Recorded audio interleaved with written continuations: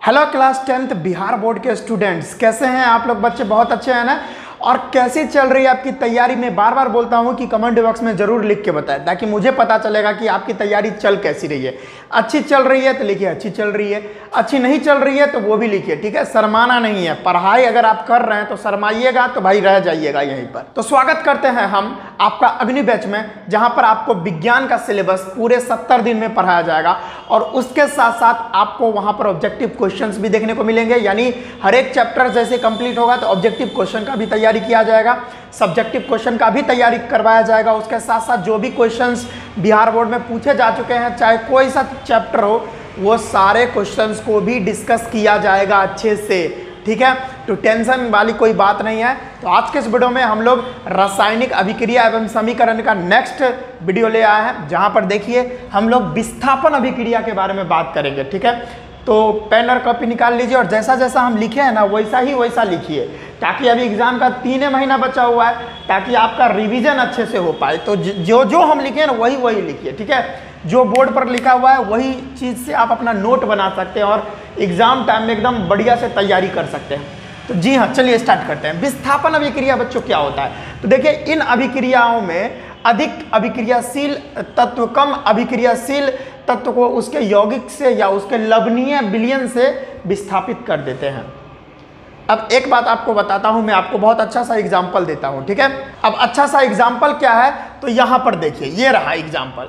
यहां पर CuSO4 जो देख रहे हैं और ये Fe जो देख रहे हैं, ये मस्त आपको एग्जाम्पल हम आपको दे रहे हैं। क्या है एग्जाम्पल? देखिए, ये CuSO4 है ना, इसमें जो Cu देख रहे हैं ये बेचारा कमजोर है। क्या है? ये बेचारा बहुत कमजोर है, ठीक है, एकदम पूरा कमजोर है। अब ये Fe है ना, ये बहुत ज़्यादा मजबूत है, बहुत ज़्यादा पावरफुल है। ये आएगा, इसको एक लात मार देगा और कॉपर को ना उसके जगह से बाहर निकाल देगा। तो अब देखिए, जो CuSO4 था, यानी ये देखिए Cu है और ये SO4, यानी इसका घर था। CuSO4 जो है ना, इसका घर था जहां पर Cu रहता था, लेकिन Fe आया, एक लात मारा, इसको उसके घर से बाहर निकाल दिया। अब SO4 किसके साथ रहेगा? Fe के साथ रहेगा, Fe के साथ रहेगा और कॉपर को बेचारा बाहर कर दिया क्योंकि कमजोर था। आप ऐसे समझ सकते हैं, नहीं तो आप ऐसे समझ लीजिए, यहां पर कॉपर राजा है और SO4 जो है वो रानी है। अभी पहले जो है ना, कॉपर बहुत अच्छा राजा था और इसके पास पैसा बहुत था, तो रानी को खुश रख पाता था सब तरह से, आप समझ सकते हैं। अब लेकिन ये जो अब जो है ना, कॉपर के पास अब पैसा भी नहीं है रहा जितना पहले रहता था, अब रानी को खुश भी नहीं कर पाता है, तो समझ सकते हैं। तो रानी अब इससे खुश नहीं रही। अब क्या है, और ये क्योंकि ये कॉपर कमजोर हो गया आर्थिक स्थिति से और वैसे भी शारीरिक स्थिति से भी। अब क्या हुआ, अब ये Fe जो था वो शारीरिक स्थिति से भी बहुत एकदम तंदुरुस्त था और उसके साथ साथ इसके पास पैसा भी बहुत था Fe के पास। तो आराम से आया Fe, कहा अरे भाई अब रानी को तू नहीं खुश कर पाएगा, तू निकल। तो ये Fe आया, एक लात मारा कॉपर को, तो कॉपर बाहर चला गया। और अब ये जो Fe है वो SO4 यानी कॉपर की रानी के साथ अब ये ऐश मौज करेगा, जो भी करेगा, समझ में आ रहा है। तो ये FeSO4 बना लेगा। क्यों? तो हम यहाँ पर क्या समझे बच्चों, यानी अब रानी के साथ चवनिया मुस्कान, जो पहले तो कॉपर मार रहा था, लेकिन अब चवनिया मुस्कान जो है ना वो Fe मारेगा, हे सकता, ठीक है ना, समझ में। तो यहाँ पर हुआ क्या? तो यहाँ पर ये हुआ कि जो ज़्यादा अभिक्रियाशील धातु था वो कम अभिक्रियाशील वाले धातु को एक लात मार के उसके जगह से बाहर कर दिया और उसके जगह पर आराम से जाके बैठ गया। यहाँ पर तो वही हो रहा है। तो ये जो अभिक्रिया है ये Fe और CuSO4 के बीच में हुई। Fe ज़्यादा अभिक्रियाशील था और Cu कम अभिक्रियाशील था। अब आप में से बहुत सारे बच्चे कहेंगे सर हम कैसे जानेंगे कि ये ज़्यादा अभिक्रियाशील धातु है और ये कम अभिक्रियाशील धातु है? तो इसके लिए आपको रिएक्टिविटी सीरीज याद करना होगा। देखिए यहाँ पर, ठीक है, जो सबसे ऊपर है ना, जो सबसे ऊपर आपको टॉप में नजर आ रहा है, सबसे ऊपर देख रहे हैं ना, जो सबसे ऊपर है वो ज़्यादा अभिक्रियाशील होगा, ठीक है ना। जो जिसके ऊपर है उससे ज़्यादा अभिक्रियाशील होगा, जैसा कि आप यहाँ पर देख रहे हैं। तो उसी हिसाब से आप यहाँ पर देख सकते हैं और उसी हिसाब से रिएक्शन होगा। जो ज़्यादा ऊपर वो ज़्यादा अभिक्रियाशील, जो ज़्यादा नीचे वो कम अभिक्रियाशील। समझ में आ गया? कोई दिक्कत वाली बात नहीं है। तो देखिए यहाँ पर आप देख भी रहे होंगे कि कॉपर बहुत नीचे है और Fe जो है ऊपर में है। यहाँ पर देखिए, जिसके वजह से कॉपर बहुत नीचे है तो कम अभिक्रियाशील है और ये Fe ज़्यादा अभिक्रियाशील है। एक लात मार के इसको बाहर कर दिया और FeSO4 बना दिया और कॉपर हो गया। अच्छा, एक बात और है कि ये जो लोहे की कील भूरे रंग की कॉपर की परत जम गई है, जम गई CuSO4 के नीले विलयन का रंग हरा FeSO4 के निर्माण के कारण हो गया है। तो कहने का मेरा ये मतलब हुआ, आप एक बात याद रखिए, हमारा CuSO4 कॉपर सल्फेट बोलते हैं, इसका जो रंग होता है वो नीला होता है। कैसा होता है बच्चों? नीला होता है। आपको पता है ये बात। और यहाँ पर FeSO4 का जो रंग होता है, मैंने कल ही बताया था, वो हरा होता है। कैसा होता है भाई? हरा होता है।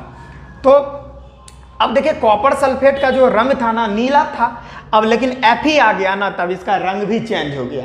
तो NCERT में ये क्वेश्चन है कि जैसे ही कॉपर सल्फेट के विलयन में हम अगर लोहे की कील को डालते हैं तो वो कॉपर सल्फेट का नीला कलर जो रहता है, नीला रंग जो रहता है, वो बदल क्यों जाता है। ये NCERT में बहुत अच्छा क्वेश्चन और बहुत बार क्वेश्चन आ भी चुका है बिहार बोर्ड में, ठीक है ना, कि अगर हम कॉपर सल्फेट के नीले विलयन में अगर हम लोहे की कील को डालते हैं तो उसका नीला रंग बदल क्यों जाता है। ये बहुत बार बिहार बोर्ड में क्वेश्चन आ चुका है।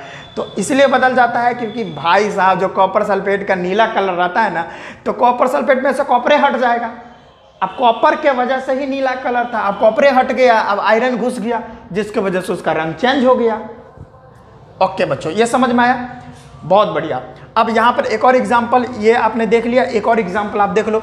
यहाँ पर देखो, क्लोरीन है और NaBr है, ठीक है ना। तो क्लोरीन ज्यादा अभिक्रियाशील है Br से, ब्रोमीन से। ये अधातु वाला जो है रिएक्टिविटी सीरीज है, ये अधातु वाला रिएक्टिविटी सीरीज है, ठीक है। तो यहाँ पर क्लोरीन जो है और ब्रोमीन है, तो आपको मैं बताना चाहूँगा सबसे ज़्यादा अभिक्रियाशील फ्लोरीन होता है, फिर क्लोरीन होता है, ठीक है, उसके बाद ब्रोमीन होता है, फिर आयोडीन होता है। तो आप देखो, ब्रोमीन नीचे है और क्लोरीन ऊपर है, तो डेफिनेटली क्या करेगा? क्लोरीन आएगा, कहेगा रे भैया भाग यहाँ से, टर घुचड़ू, यानी ब्रोमीन को उसके जगह से बाहर कर देगा। ये कम है ना, ये आप जान रहे हो, Na को ये खुश नहीं कर पा रहा था, तो अब ये खुश कर देगा। तो ये आया, इसको लात मार दिया, तो यहाँ पर देखे, ये क्लोरीन आया, इसको लात मार दिया, तो यहाँ पर Na पहले से और ये घुस गया तो NaCl बना दिया, और यहाँ पर Br जो है वो Br2 बना के उड़ गया, गैस बना के।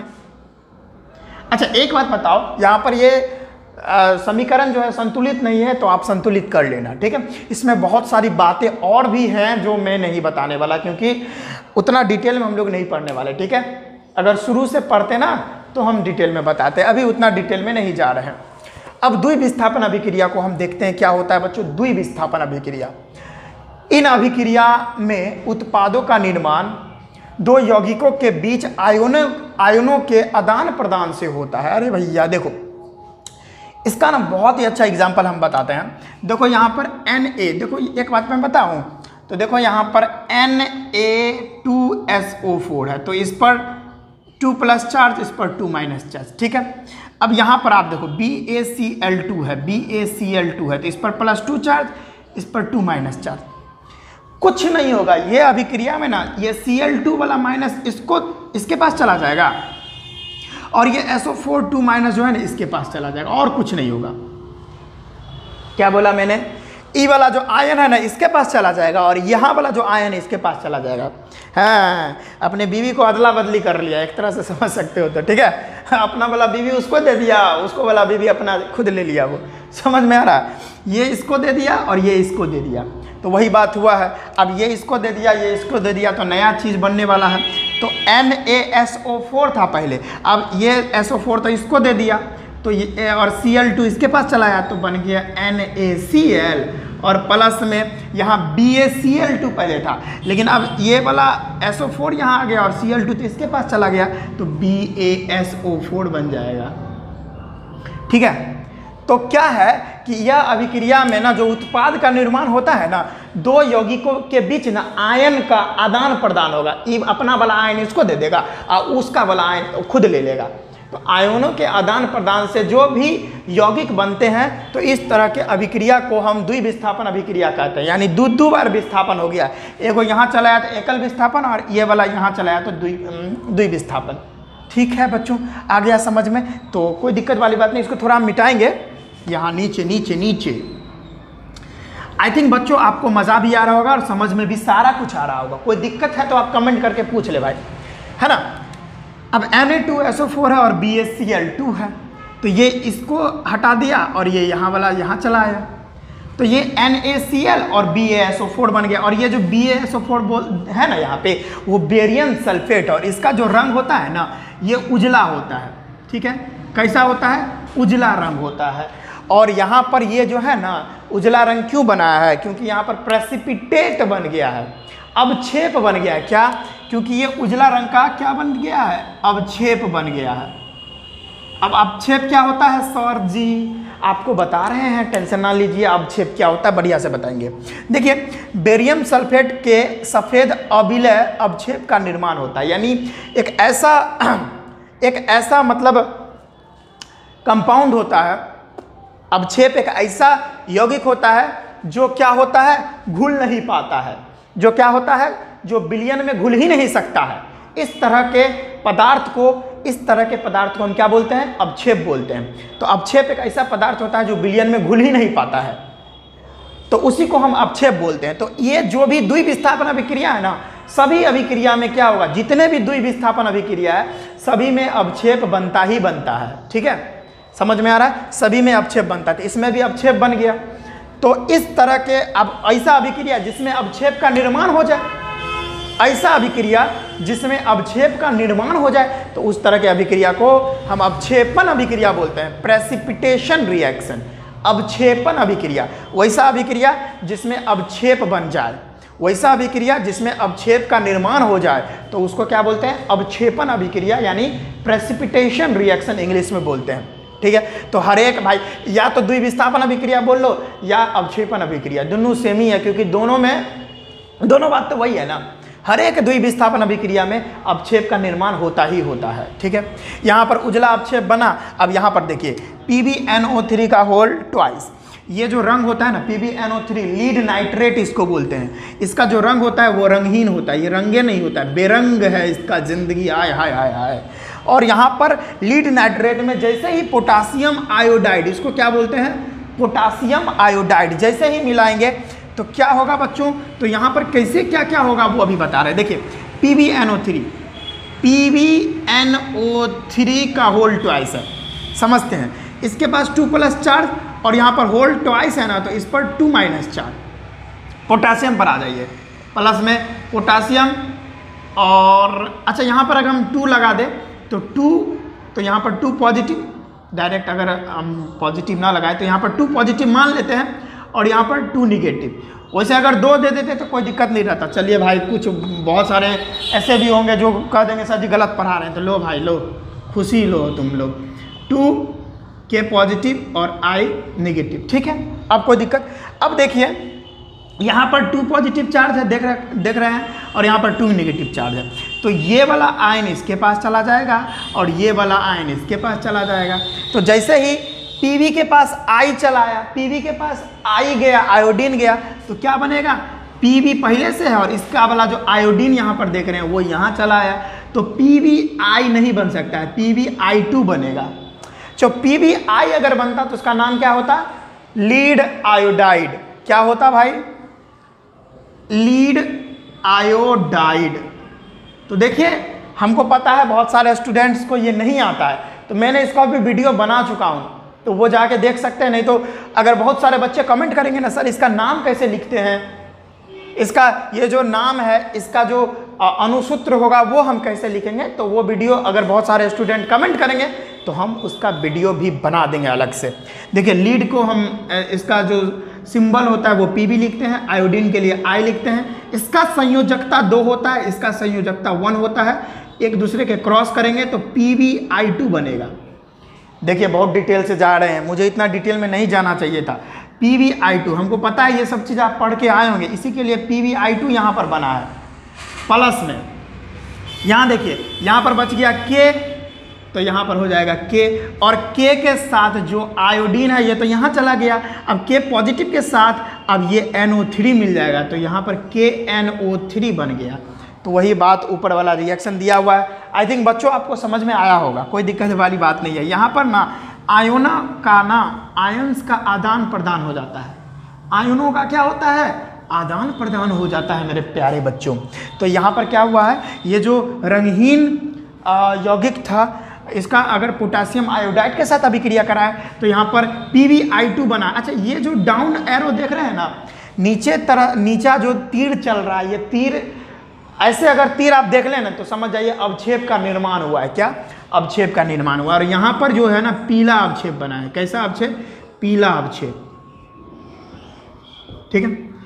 तो समझ में आया, द्विविस्थापन अभिक्रिया में अवक्षेप का निर्माण होता है। जिस अभिक्रिया में अवक्षेप का निर्माण हो जाए तो वो अवक्षेपण अभिक्रिया कहलाता है। इसको जल्दी से लिखेंगे, फिर हम आगे की क्रिया आपके सामने रख रहे हैं, यानी आगे का जो भी टॉपिक है वो हम आपको पढ़ा रहे हैं। पहले इतना लिखें, जल्दी लिखें, जल्दी लिखें भाई साहब। तो चलिए स्टूडेंट्स, अब हम लोग रेडॉक्स रिएक्शन पढ़ने वाले हैं, यानी रेडॉक्स अभिक्रिया क्या होता है। हमने पीछे द्विविस्थापन अभिक्रिया बहुत अच्छे से देख लिए हैं। अगर कोई डाउट है तो कमेंट करके बताएं कि सर डाउट है, ठीक है, हम फिर से उसको देख लेंगे, ठीक है। तो फिलहाल में अभी रेडॉक्स अभिक्रिया देखने वाले हैं। क्या होता है रेडॉक्स अभिक्रिया, देखिए, जिन अभिक्रिया में ऑक्सीकरण तथा अवकरण दोनों एक साथ हो। अब जितने सारे अभिक्रिया है ना, जितने सारे अभिक्रिया इस दुनिया में हैं, इस पूरे ब्रह्मांड में जितने सारे अभिक्रिया हैं, जितने सारे अभिक्रिया एग्जिस्ट करते हैं, सारे अभिक्रिया में क्या होता है, ऑक्सीकरण और अवकरण दोनों साथ होता है, यानी सभी अभिक्रिया रेडॉक्स अभिक्रिया है।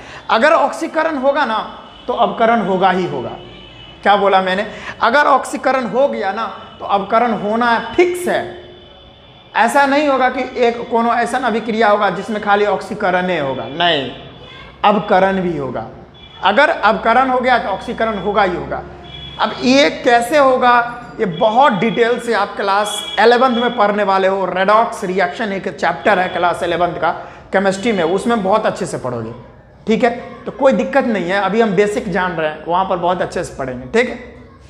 चलिए, तो रेडॉक्स अभिक्रिया क्या होता है, वैसा अभिक्रिया, अरे भैया बोलो जोर से, वैसा अभिक्रिया जिसमें ऑक्सीकरण और अवकरण दोनों एक के साथ हो तो उसको रेडॉक्स अभिक्रिया कहते हैं बच्चों। एग्जाम्पल भी देंगे। तो पहले जान लेते हैं ऑक्सीकरण अभिक्रिया क्या होता है। तो देखो, बहुत तरह से हम इसको परिभाषित कर सकते हैं। क्या, ऑक्सीकरण अभिक्रिया को बहुत तरह से परिभाषित कर सकते हैं। कैसे, तो किसी पदार्थ में अगर ऑक्सीजन जुड़ जाए, क्या बोला मैंने, ए भैया आप ही को बोल रहे हैं, कहाँ इधर उधर देख रहे हैं, आप अपने मोबाइल के स्क्रीन पर देखिए ना और बढ़िया से नोट्स बनाते रहिए। इधर उधर देखने से कुछ नहीं मिलेगा, 3 महीना बचा एग्जाम का, ठीक है। तो फोकस रहिए। अरे भैया आप ही को बोल रहे हैं, आप इधर उधर क्या देख रहे हैं, आप ही को बोल रहे हैं कि एकदम मोबाइल में के स्क्रीन में एकदम देखते रहिए फोकस करके। इधर उधर मत देखिए कि उधर कौन जा रहा है, अरे मेरी वाली आ गई है, ऐसा कुछ नहीं। मेरी वाली का मैसेज आ गया, वो सब कुछ नहीं होता भाई। 3 महीना एग्जाम का बचा हुआ है, अच्छे से पढ़ लो भाई। अच्छा मार्क्स आ गया ना तो बहुत सारी, समझ सकते हो, मेरी भावनाओं को समझ लो। ओके, तो ऑक्सीकरण अभिक्रिया को बहुत तरह से परिभाषित करेंगे।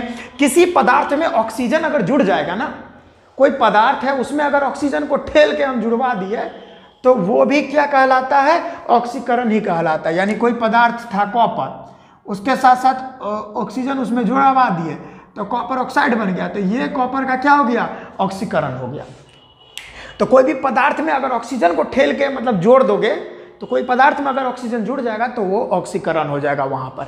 और अगर कोई पदार्थ से हाइड्रोजन खींच लोगे, अगर कोई पदार्थ है उसमें हाइड्रोजन है घुसा हुआ, उसको ना पकड़ के हाइड्रोजन उसके अंदर से खींच लोगे, तो अगर आप उस पदार्थ से हाइड्रोजन को निकाल रहे हो ना, तो कोई पदार्थ से अगर हाइड्रोजन आप निकालते हो, क्या करते हो, घुसाते नहीं हो, निकालते हो, तो अगर कोई भी पदार्थ से हाइड्रोजन आप निकाल लेते हो तो भी ऑक्सीकरण ही कहलाएगा। देखिए, ये एक ऐसा टॉपिक है ना जिसमें बच्चे बहुत कंफ्यूज करते हैं, बहुत कंफ्यूज करते हैं।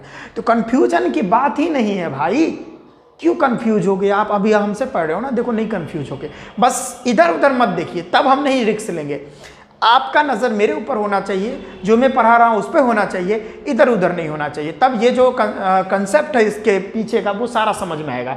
और जो भी आपको कन्फ्यूजन होता है, नहीं होगा बच्चों, नहीं होगा। देखो आप ऑक्सीकरण में मैं समझाया कि कोई भी तत्व में अगर ऑक्सीजन जुड़ जाए, कोई भी तत्व में ऑक्सीजन जुड़ जाए, है ना, कोई भी तत्व में अगर ऑक्सीजन जुड़ जाए या हाइड्रोजन निकल जाए, ऑक्सीजन जुड़ जाए हाइड्रोजन निकल जाए, दोनों कंडीशन में, दोनों स्थिति में उसको ऑक्सीकरण ही कहेंगे। और एक और तरीके से परिभाषित कर सकते हैं, शायद आप जानते होंगे या नहीं भी जानते हैं, कि इलेक्ट्रॉन का अगर त्याग हो जाए ना, किसी भी तत्व से अगर इलेक्ट्रॉन का त्याग हो जाए, फिर भी हम क्या बोलेंगे, बोलेंगे भैया वहां पर ऑक्सीकरण हुआ है। तीनों परिभाषा आपको याद हुआ। अगर किसी तत्व में ऑक्सीजन को जोड़ देंगे या किसी तत्व से हाइड्रोजन निकाल लेंगे या कोई भी ऐसा तत्व जिससे इलेक्ट्रॉन का त्याग हो जाए, जो ऐसा तत्व जो इलेक्ट्रॉन का त्याग कर दे, यानी अपने अंदर से इलेक्ट्रॉन को निकाल दे, ये तीनों केस में हम क्या बोलेंगे, ऑक्सीकरण हो रहा है। तो तीनों केस से यानी तीनों तरीके से हम ऑक्सीकरण को परिभाषित कर दिए, याद रहना चाहिए। यहाँ पर 2 एग्जाम्पल है, इसको भी समझते हैं बच्चों, बहुत अच्छे से समझेंगे, कोई दिक्कत वाली बात नहीं है। CuO plus H2 it give Cu plus H2O। कैसे होगा भैया, यहाँ पर देखिए कॉपर के साथ अभी ऑक्सीजन जुड़ा हुआ है, कॉपर के साथ ऑक्सीजन जुड़ा हुआ है ना। अब देखिए यहाँ पर हाइड्रोजन है। अभी देखिए यहाँ पर ना ऑक्सीकरण का ही हम एग्जाम्पल लेंगे। हो तो रहा है, मैंने क्या बोला कि ऐसा कोई सा भी रिएक्शन ही नहीं है, ऐसा कोई सा भी अभिक्रिया ही नहीं है कि उसमें सिर्फ ऑक्सीकरण होगा, नहीं, ऑक्सीकरण होगा तो अवकरण भी होगा, ठीक है। तो यहाँ पर अभी हम फिलहाल में ऑक्सीकरण देख लेते हैं। देखिए ये हाइड्रोजन बेचारा अकेला है, तन्हा सा है जिंदगी इसका। अब क्या है यहाँ पर देखिए ढुमुक ढा, यहाँ पे हाइड्रोजन अकेला है, यहाँ पर ऑक्सीजन इसके साथ जुड़ गया है। तो हम क्या बोले, कोई भी तत्व के साथ अगर ऑक्सीजन जुड़ जाए, कोई भी तत्व के साथ अगर ऑक्सीजन जुड़ जाए तो उसको बोलेंगे क्या, ऑक्सीकरण। तो यहाँ पर क्या हो रहा है बच्चों, ऑक्सीकरण हो रहा है। कोई दिक्कत है क्या, कोई भी तत्व के साथ अगर ऑक्सीजन जुड़ गया तो ऑक्सीजन का जुड़ना, क्या बोला मैंने अभी तो बोला, ऑक्सीजन अगर किसी तत्व के साथ जुड़ जाए तो उसको क्या बोलते हैं, ऑक्सीकरण बोलते हैं। तो यहाँ पर किसका ऑक्सीकरण हुआ है, तो हाइड्रोजन का। हाइड्रोजन का क्या हुआ है, ऑक्सीकरण हुआ है, या इसको बोलेंगे ऑक्सीकृत हो गया है, ऑक्सीकृत हो गया है। कौन सा चीज ऑक्सीकृत हो गया है, हाइड्रोजन ऑक्सीकृत हो गया है। क्यों, क्योंकि इसके साथ ऑक्सीजन वह जुड़ गया है। गुड।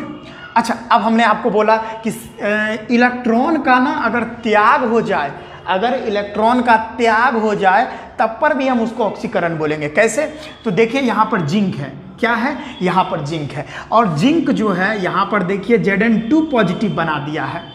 पहले Zn था, अब Zn2 पॉजिटिव बन गया। तो इसका मतलब क्या हुआ बच्चों, इसका मतलब हुआ जिंक Zn2 पॉजिटिव कब बनाएगा, आप ये बताओ, जिंक Zn2 पॉजिटिव कब बनाएगा, ये मेरे को आप बताओ। देखो जिंक का परमाणु संख्या 30 होता है, कितना होता है, 30 होता है। और आपको सर पढ़ा चुके होंगे, किसी भी तत्व का जितना परमाणु संख्या होता है, किसी भी तत्व का जितना परमाणु संख्या होता है, उस तत्व में उतने ही इलेक्ट्रॉन मौजूद होते हैं।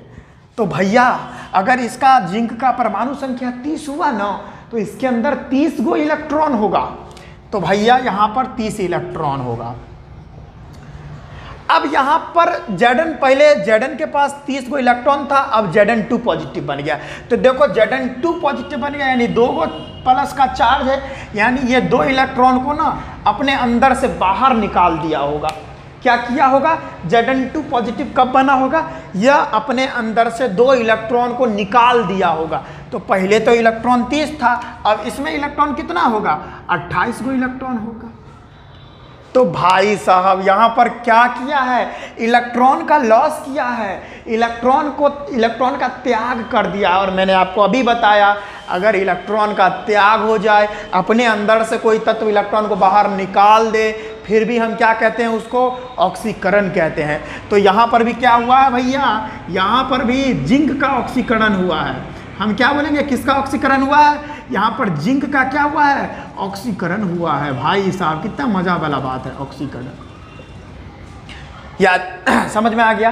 कोई दिक्कत? बच्चों मज़ा आ रहा है ना पढ़ने में? इसी तरह से पढ़ाई को एकदम इंजॉय रूप से देखिए, है ना? समझ में आ गया? चलिए इसको मिटा दें, यहाँ पर इसको एग्जाम्पल को मिटा देते हैं। बच्चों आई थिंक अब आपको कोई भी दिक्कत नहीं हो रही होगी।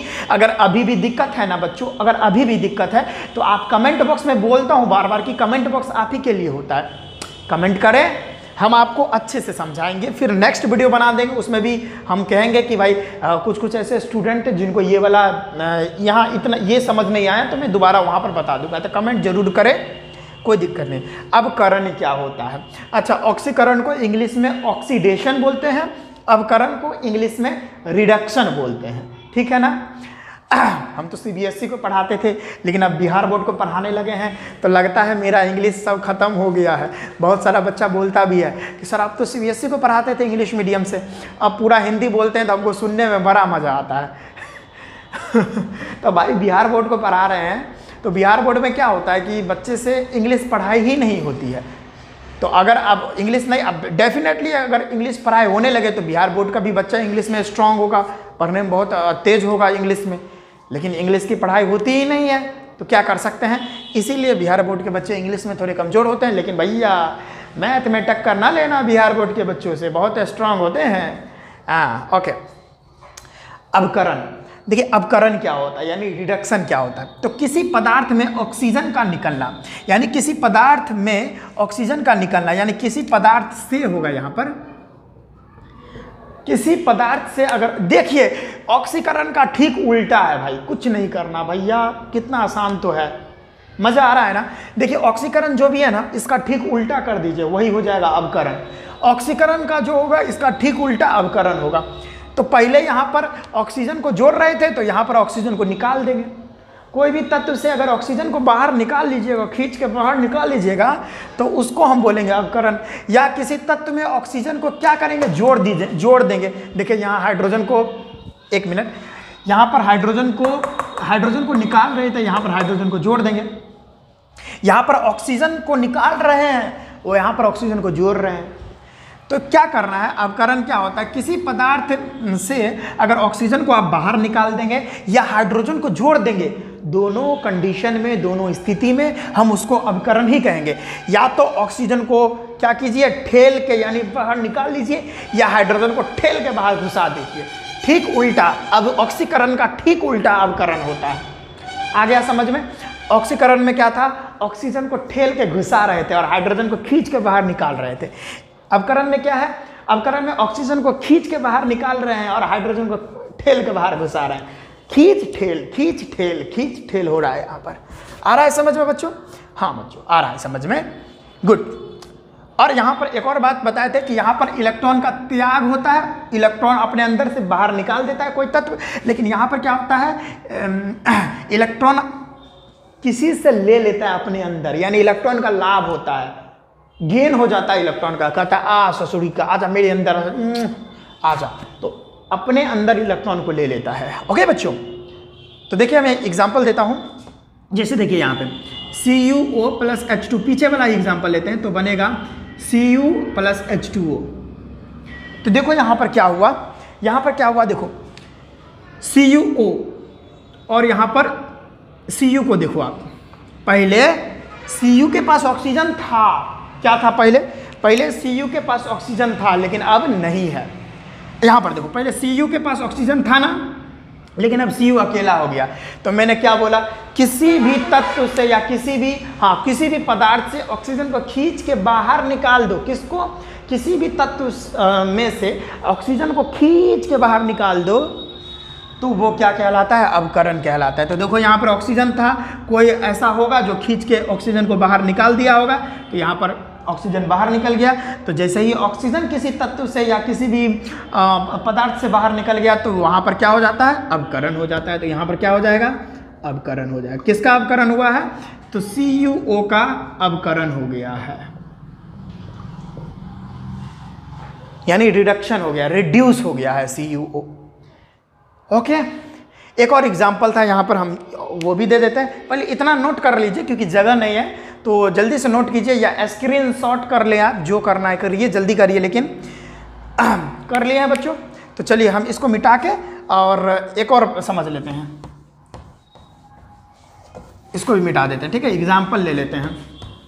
देखिए यहाँ पर ये वाला एग्जाम्पल, ये वाला, ये Zn प्लस Cu2 पॉजिटिव, ये हमको देता है Zn2 पॉजिटिव और Cu। देखिए यहाँ पर पहले क्या था, Cu2 पॉजिटिव था, अब ये बन गया है Cu।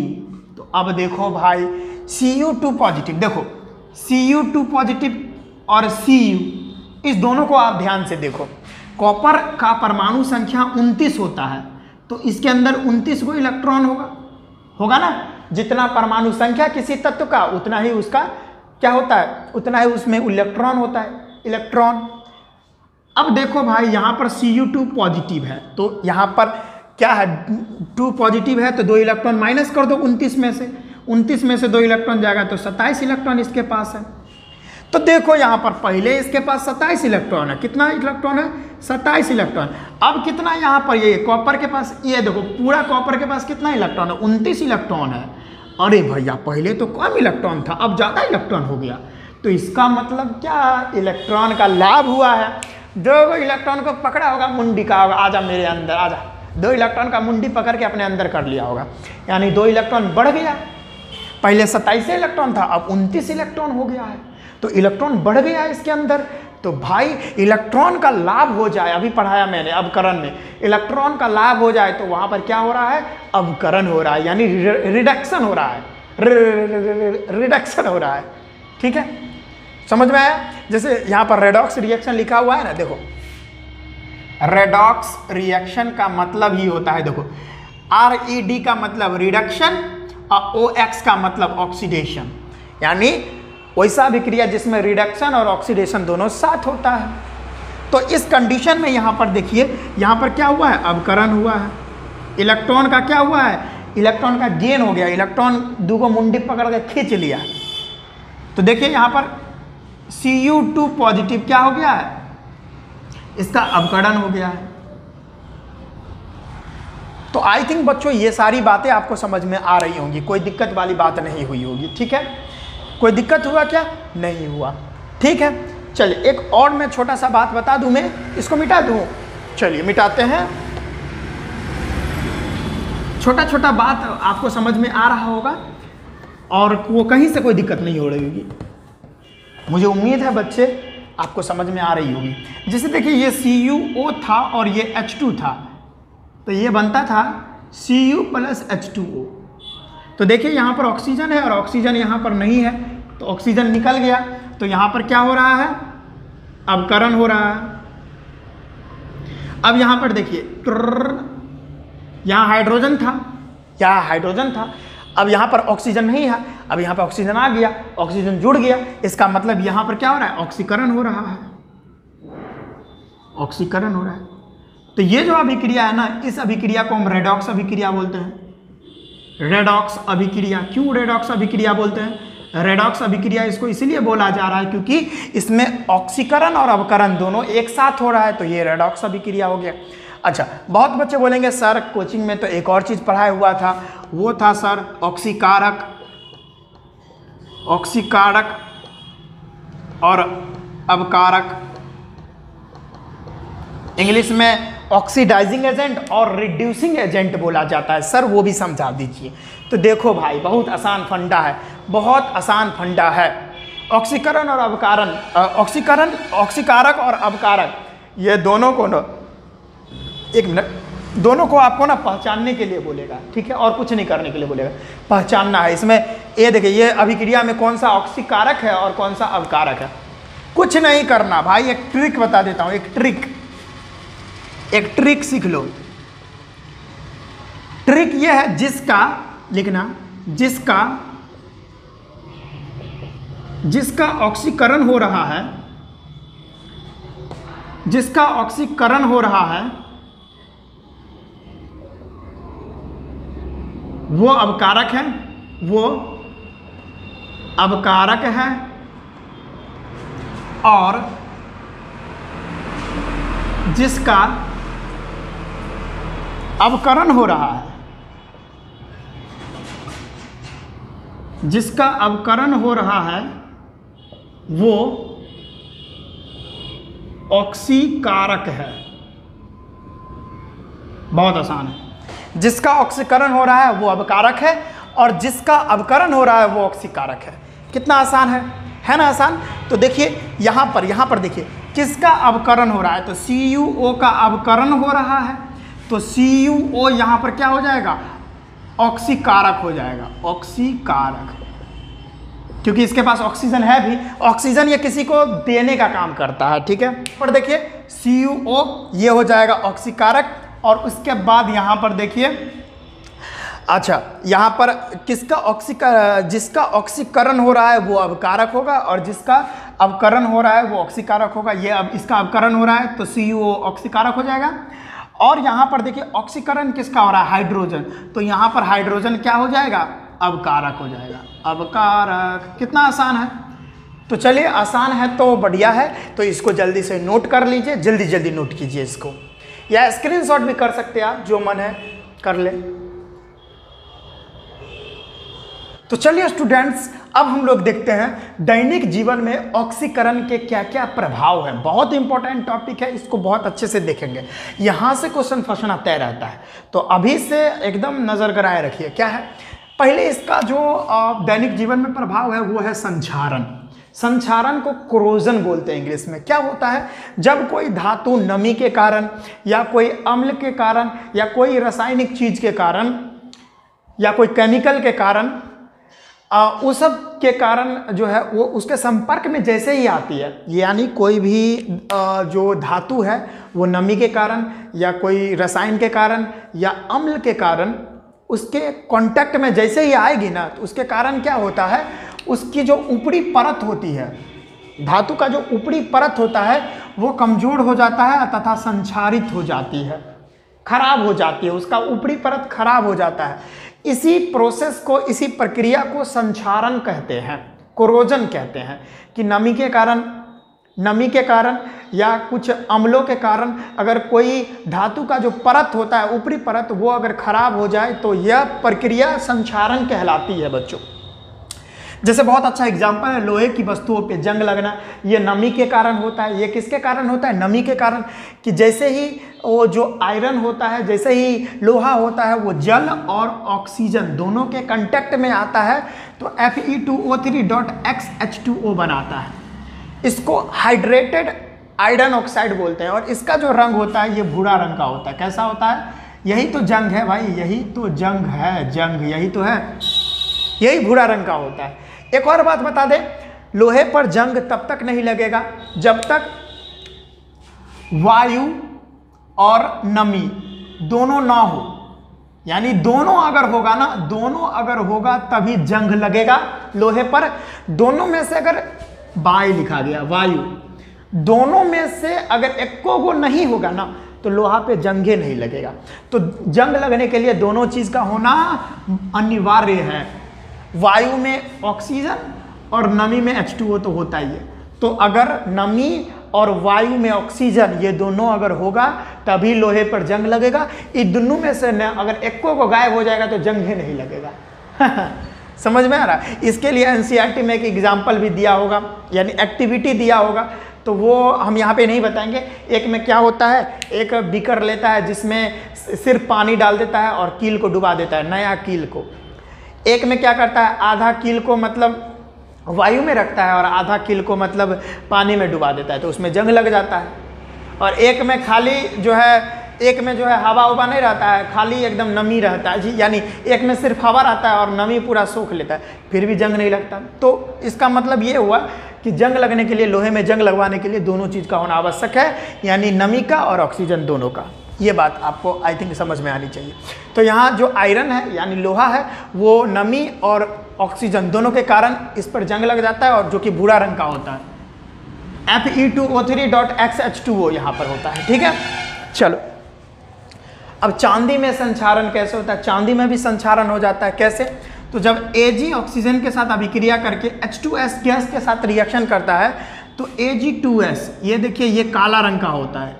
चांदी का जो सिक्का देखे होंगे वो काला रंग का हो जाता है, यानी कोरोड हो जाता है, संक्षारित हो जाता है H2S गैस के कारण, हाइड्रोजन सल्फाइड गैस के कारण हमारे वायुमंडल में H2S गैस होता है, हाइड्रोजन सल्फाइड।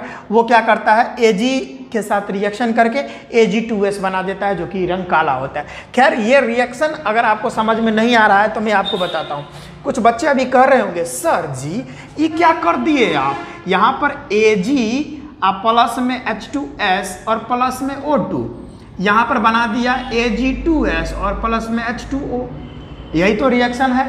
तो यहाँ आप कहिएगा सर ये जो Ag है, Ag OG लो जी सुनो जी, तो यहाँ पर Ag है यानी सिल्वर है, चांदी है, ये तो कम अभिक्रियाशील है।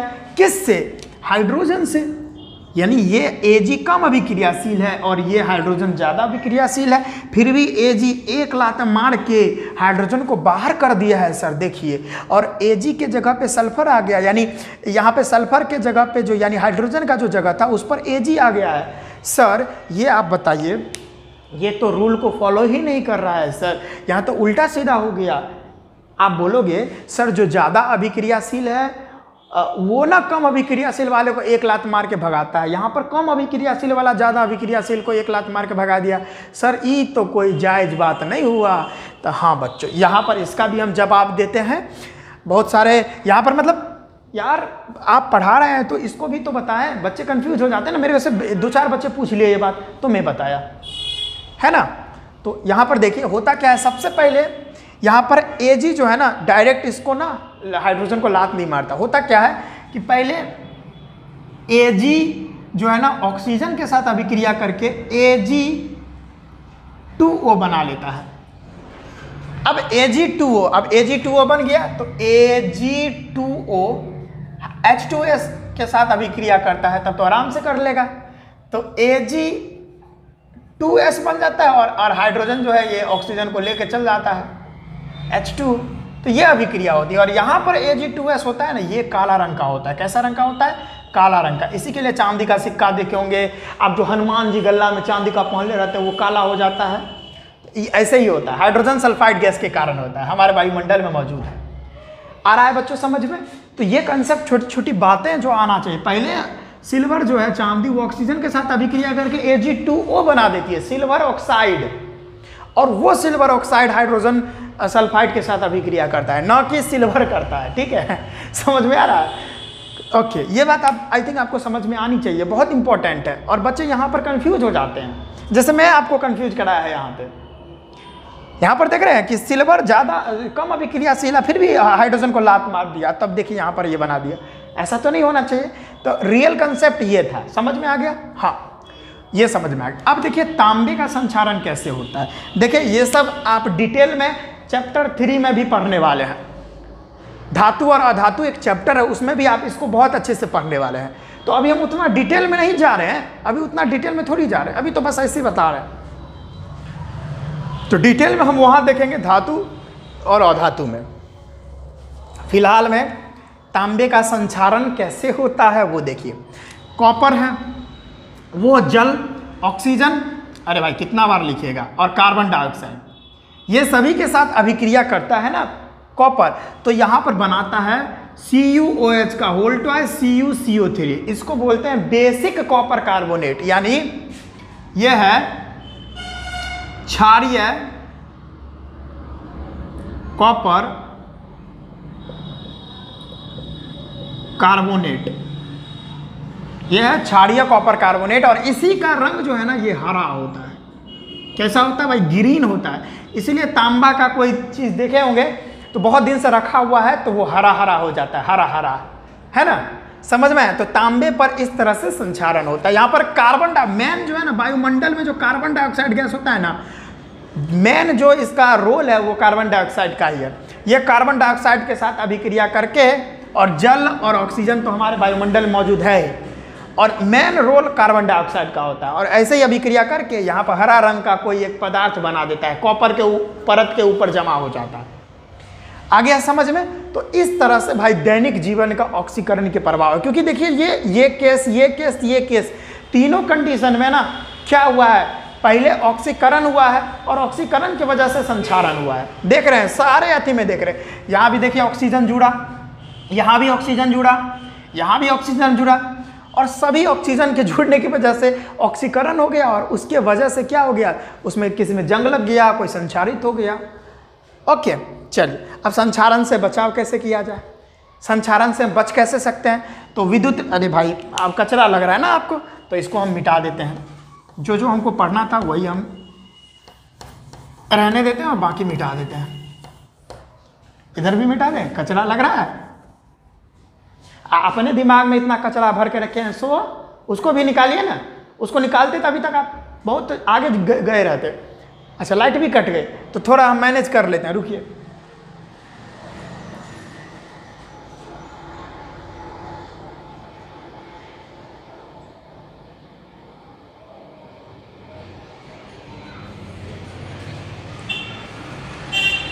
कोई बात नहीं है, लाइट कट गई है, फिर भी अब हमारा जो चैप्टर है वो कंप्लीट होने ही वाला है। देखिए, संचारण के बचाव के उपाय हमको बहुत अच्छे से धातु और अधातु चैप्टर में पढ़ना है। तो हम विद्युत लेपन से कर सकते हैं, पेंट करके कर सकते हैं। तो देखिए, कोई भी धातु होता है, जैसे आयरन ले लिए, लोहा ले लिए, उस पर अगर हम पेंट चढ़ा देंगे तो उसका एक लेयर बन जाएगा, उसका एक परत बन जाएगा। तो परत के अंदर ना ऑक्सीजन जा पाएगा और ना जल जा पाएगा, और ये जा ही नहीं पाएगा तो जंग लगबे नहीं करेगा। तो इसीलिए संचारण से हम इस तरह से बच सकते हैं। विद्युत लेपन कर दीजिए, इलेक्ट्रोप्लेटिंग कर दीजिए, यानी कोई और धातु का लेयर उस पर चढ़ा दीजिए, या उस पर पेंट कर दीजिए, बात खत्म हो जाएगा, काम कंप्लीट। ओके, बढ़िया। तो इस तरीके से हम संचारण से बच सकते हैं। अब अगला जो हमारा टॉपिक आता है वो है विकृत गंधिता, जिसको रेंसिडिटी बोलते हैं। अरे देखिए, कोई तिलपक खाना रहता है ना, जिसमें बहुत ज़्यादा तेल उल रहता है, वसायुक्त जो भोजन रहता है, उसको आप 1-2 दिन तक छोड़ दीजिएगा ना, यानी कम में देर तक छोड़ दीजिएगा, तो वो जो खाना है ना ऑक्सीकृत हो जाता है। क्या हो जाता है, ये वायु के संपर्क में आने से ऑक्सीजन उसको मिल जाता है, तो वो खाना ऑक्सीकृत हो जाता है। अब खाना ऑक्सीकृत हो जाएगा ना तो महकने लगेगा, गांव घर में उसको कहता है ए भैया अरुआ गेलो खाना अरुआ गेल। ठीक है, तो वो क्यों होता है, तो इसी की वजह से होता है। क्या होता है, तो ज़्यादा देर तक वायु में फूड यानी खाना रहने की वजह से वो खाना ऑक्सीकृत हो जाती है। ऑक्सीजन के कांटेक्ट में आते ही, यानी बहुत ज़्यादा ऑक्सीजन के कांटेक्ट में आते ही वो खाना को ऑक्सीकृत कर देता है, और जिसके वजह से वो खाना का स्वाद अजीब हो जाता है, खाना का स्वाद खराब हो जाता है, और उसका गंध जो रहता है, उसका जो सुगंध रहता है वो उसका परिवर्तन हो जाता है, खराब सुगंध आने लगेगा खाना से, मज़ा नहीं आएगा खाने में। ठीक है ना, तो इसी प्रोसेस को हम विकृत गंधिता बोलते हैं। कोई भी तिलपक खाना या कोई भी वसायुक्त खाना को हम वायु में बहुत देर तक खुला छोड़ देते हैं, तो वो खाना जो है, वो फूड जो है क्या हो जाता है, ऑक्सीकृत हो जाता है, और उसमें से उसका जो स्वाद रहता है और उसका जो गंध रहता है वो दोनों परिवर्तन हो जाता है, जिसके वजह से उसको हम विकृत गंधिता कहते हैं। तब तो ये गड़बड़ है भाई, ये तो गड़बड़ है। तो इससे बचने के लिए हम लोग को क्या करना चाहिए, तो वो मैं लिखा दे रहा हूँ। इससे बचने के इसके उपाय क्या लिखा हूँ मैं, यानी विकृत गंधिता, विकृत गंधिता से बचने के उपाय सबसे पहला बात देखिए, विकृत गंधिता से बचने के उपाय सबसे पहले आप क्या करें, प्रति ऑक्सीकारक का उपयोग करें। क्या, प्रति ऑक्सीकारक का उपयोग। प्रति ऑक्सीकारक क्या होता है, एंटीऑक्सीडेंट इंग्लिश में बोला जाता है, यानी जो ऑक्सीकरण होने से रोकेगा। यानी प्रति ऑक्सीकारक वो होता है जो ऑक्सीकरण होने ही नहीं देता है, यानी ऑक्सीकृत होने से रोकता है, ऑक्सीडेशन होने से रोकता है, यानी ऑक्सीकरण का दुश्मन होता है, ऑक्सीकरण का दुश्मन होता है। तो वो दो होता है, मैं लिख देता हूँ BHA, और एक होता है BHT। एक को ब्यूटिलेटेड हाइड्रोक्सी एनिसोल बोलते हैं, और एक को बोलते हैं ब्यूटिलेटेड हाइड्रोक्सी टॉलविन। ये दो होता है, ये दो क्या है, प्रति ऑक्सीकारक है, यानी एंटीऑक्सीडेंट है, जो खाना को ना, ये खाना में मिला दिया जाता है, तो खाना में इसको अगर मिला देंगे ना तो खाना को ना ऑक्सीकृत नहीं होने देगा, तो खाना हम ज़्यादा दिन तक प्रिजर्व करके रख सकते हैं बचाकर, ठीक है। ओके, या फ्रिज में खाना को रख दें, या खाना को फ्रिज में रख सकते हैं, या वायुरोधी बर्तन में खाना को रख दें, या क्या करें, खाना को ना नाइट्रोजन गैस से पैक कर दें, खाना को नाइट्रोजन गैस से पैक कर दें, या फ्रिज में रख दें, या खाना को फ्रिज में रख सकते हैं। तो जितना ज़्यादा फ्रिज में, मतलब फ्रिज में खाना रहेगा ना तो वहाँ ठंडा रहता है, तो ठंडा में खाना कम खराब होता है। नाइट्रोजन गैस से पैक कर देंगे तो नाइट्रोजन गैस बहुत कम अभिक्रियाशील होता है, ये ऑक्सीजन से के साथ अभिक्रिया ही नहीं करता। अब ऑक्सीजन के साथ अभिक्रिया करेगा ही नहीं तो ऑक्सीकृत होगा ही नहीं, यानी ऑक्सीकरण होगा ही नहीं। तो नाइट्रोजन गैस जो है कम अभिक्रियाशील होने के कारण कोई भी फूड को ना हम इससे पैक कर देते हैं। देखिए यहाँ पे लाइट आ गया है, तो इसको हम मैनेज कर लेते हैं, एक मिनट, चलिए हो गया। लाइट कट जाता है ना, लाइट का बहुत बड़ा प्रॉब्लम है, 1 से 2 दिन में ये प्रॉब्लम भी खत्म हो जाएगा, कोई दिक्कत वाली बात नहीं है, ठीक है। नाइट्रोजन गैस कम अभिक्रियाशील है, ऑक्सीजन के साथ अभिक्रिया नहीं करता है, ऑक्सीजन के साथ अभिक्रिया नहीं करेगा तो भाई ऑक्सीकृत भी नहीं होगा। तो ये सब तरीका है जिसके वजह से हम क्या कर सकते हैं, विकृत गंधिता से बच सकते हैं। और एक और है, प्रकाश वाली जगह से खाना को दूर रखें, प्रकाश वाली जगहों से खाना को दूर रखें, फूड को, ठीक है। इसको नोट कर लें आप, ठीक है, समझ में आया। और हमारा चैप्टर कंप्लीट भी हो गया। जैसे देखे होंगे नाइट्रोजन गैस का हम अगर बात करें तो चिप्स वगैरह कुरकुरे जो खाते हैं दे दनादन, तो वो नाइट्रोजन गैस, उसमें जो हवा भरा होता है ना वो नाइट्रोजन गैस ही होता है। तो ज़्यादा दिन तक कुरकुरे वगैरह को हम रख सकते हैं अच्छे से, ठीक है। तो ये बातें होती है। तो आई थिंक सारा टॉपिक आपको समझ में आ गया होगा, हमारा पहला चैप्टर भी कंप्लीट हो गया, ठीक है। अब बहुत सारे बच्चों का कहना है कि सर अब फिजिक्स पढ़ाइए, तो हमारा जो अगला वीडियो होगा उसमें हम फिजिक्स पढ़ाएंगे, जिसमें हम पहला जो चैप्टर है ना वो विद्युत धारा स्टार्ट करेंगे। तो सबसे पहले वही डिमांड आ रहा है कि सर पहले वही चैप्टर कीजिए, तो सबसे पहले हम वही चैप्टर को कंप्लीट करेंगे, ठीक है। तो फिर जैसे ये कंप्लीट होगा तो फिर अगला चैप्टर हम पढ़ाएंगे, तो इसी तरीके से ये हमारा सेशन चलता रहेगा। तो आज के इस वीडियो में बस हम इतना ही रखते हैं, हम मिलते हैं नेक्स्ट वीडियो में। पढ़ाई करते रहिए, तब तक के लिए जय हिंद, वंदे मातरम, जय श्री राम, राधे राधे।